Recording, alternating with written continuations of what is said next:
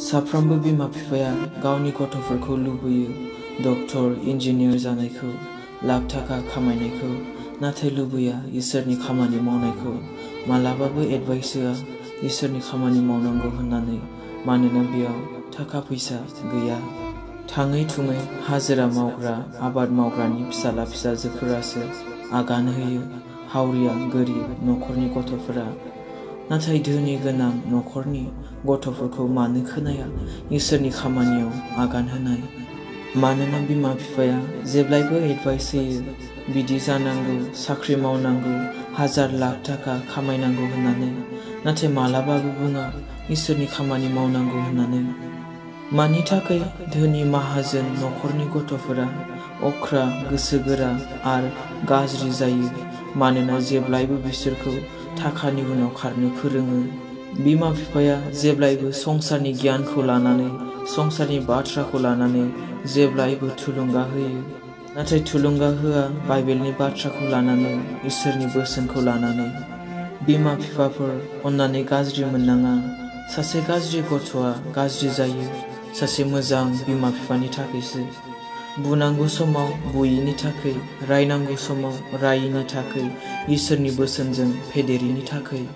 नोंसोर जुदि धोन सम्पति थाखा फैसाखौ आरजिनानै लानानै गथ' गथायफोरनो होनांगौ बायदि गियानखौ होआबा, बे धोन सम्पति थाखा फैसायानो बेखौ रासिन गाज्रि खालामगोन। मानि थाखाय सासे पास्टरनि फिसालाया पास्टर जाया, इभान्जेलिस्टनि फिसालाया इभान्जेलिस्ट जाया? सासे राजानि फिसालाया जुदि बिफानि राज सिंहासनखौ बिफानि उनाव सालायनो थाखाय एखथियार दंब्ला, सासे पास्टर, इभान्जेलिस्ट, मिशनारिस, इसोरनि खामानि मावग्रा, बिसोरनि फिसाला फिसाजोफोराबो एखथियार दङ बिफानि खामानिखौ आवगायलांनो थाखाय। पास्टर, इभान्जेलिस्ट, इसोरनि खामानि मावग्राफोरनि गथ' गथायफोरा 100आव 99.1%आनो गाज्रि जायो।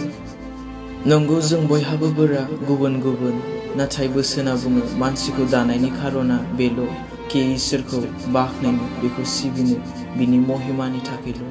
अब्ला नों जेखि मावा मानो बेजों लोगोसे इसोरा मान, महिमा, बाख्नायजानायखौ मोननांगोन।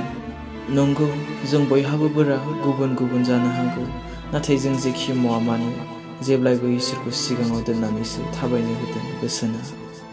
नाथाय दानि मानसिफोरा सम गैया इसोरखौ सिगाङाव दोननानै थाबायनो, इसोरजों रायज्लायनो, बेनो सम होनो।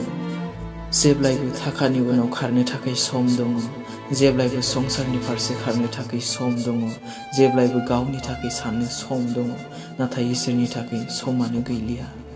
बेनिखायनो अनजाग्रा बिमा बिफाफोर, गावनि गथ' गथायफोरखौबो इसोरनि खामानिनि थाखाय बाहाय, इसोरनि बोसोनजों फेदेर।